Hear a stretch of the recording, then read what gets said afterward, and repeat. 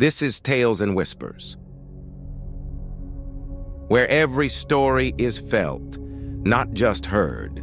All right, today we're going to jump into a short but really powerful story, one that might just change how you look at, well, everything you do. It's a classic parable called The King, the Three Ministers, and Their Harvests. So, the story kicks off with a king calling in his three top ministers, but he doesn't ask for a report or advice on running the kingdom. Instead, he gives them a really peculiar personal order. You know, the ministers were probably thinking, what is this about? But hey, you don't question the king. So each one grabs a bag and heads off to the royal orchard. The instructions seem simple, but how they each decided to handle it, well, that was going to change everything. Okay, so here's where things get really interesting. You've got the same command, the same opportunity, but each minister makes a completely different choice. And it really shows you who they are deep down. It's pretty fascinating, right? Let's break down what was going through their heads. The first minister, he was all about doing a good job to please the king. So he took his time, carefully picking out only the absolute best, most perfect fruits. The second minister, though, he was kind of lazy about it. He figured, the king's way too busy, he's never gonna check this. So he just scooped up a random mix of good fruit, rotten fruit, whatever was easy. And the third guy, oh, he was on another level. He thought the whole task was a total waste of time. So to get it over with, he just stuffed his bag with useless grass and weeds. So the next day comes. The ministers are called back, bags in hand, probably expecting a pat on the back. But nope, the king drops a bombshell on them, and it reveals what this whole test was really about. And get this, the king just tells his guards, take them, lock each one in a remote cell for a whole month. And the real kicker? No food, no water, just them and the bag they filled the day before. Suddenly, the reason for their harvest became crystal clear. So, what happened to our first minister? The diligent one? Well, his hard work paid off big time. Remember, he'd packed his bag with amazing, delicious fruit. So for that whole month, he ate well. He was totally comfortable. His integrity basically saved his life.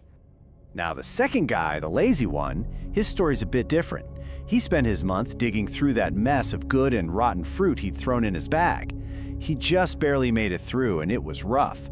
His carelessness led directly to his own suffering.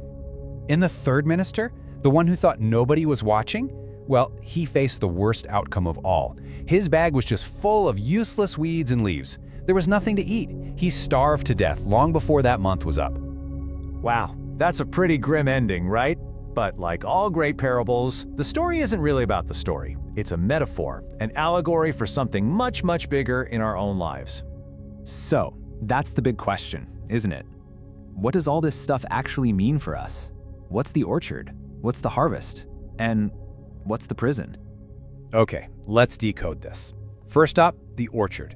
Think of the orchard as the world, as this life we're living. The time you have right here, right now, that's your chance to gather things. We're all in that orchard as we speak. So what's the harvest? Simple. It's your deeds, your actions, the fruits and the weeds. That's all the stuff you do every day.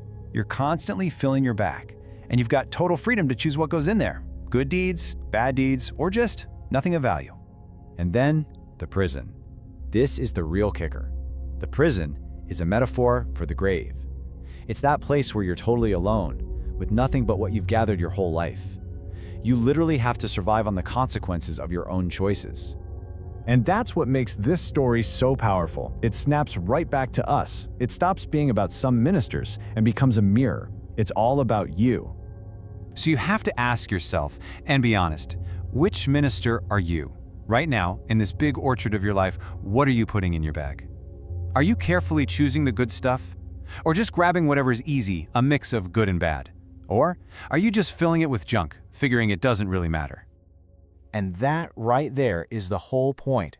The story is this incredible reminder to really think about our actions, to be intentional about gathering good, righteous deeds, because someday we're all going to be alone with whatever is in our bag. And at that point, regret isn't going to help at all. The only thing that will matter is what we chose to gather when we had the chance.